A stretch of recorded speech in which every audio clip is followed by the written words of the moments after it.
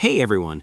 In this quick tutorial, I'm going to show you exactly how to fix the device environment is not correct error on your Paytm app.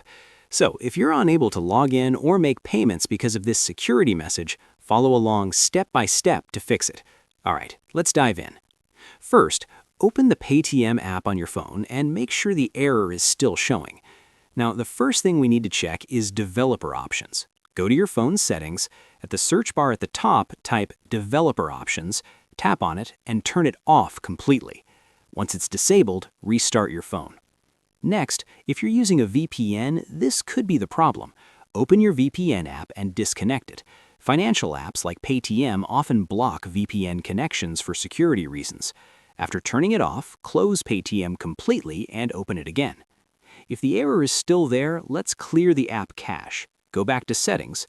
Scroll down until you find Apps, then tap on it. Now look for Manage Apps or App Management and open it. At the top of the screen, you'll see a search bar. Tap on it and type Paytm to quickly find the Paytm app.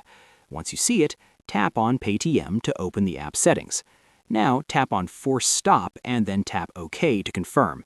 This will completely close the app and stop it from running in the background. After that, tap on Storage, then tap Clear Data and select Clear Cache, then confirm.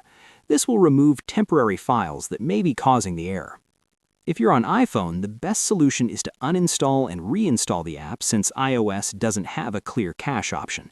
This removes old data and often fixes the errors. Now let's make sure your app is updated. Open the Google Play Store or the Apple App Store if you're on iPhone and search for Paytm. If you see an Update button, tap it to install the latest version. Another important thing, if your phone is rooted or using any cloned or parallel apps, Paytm may block access.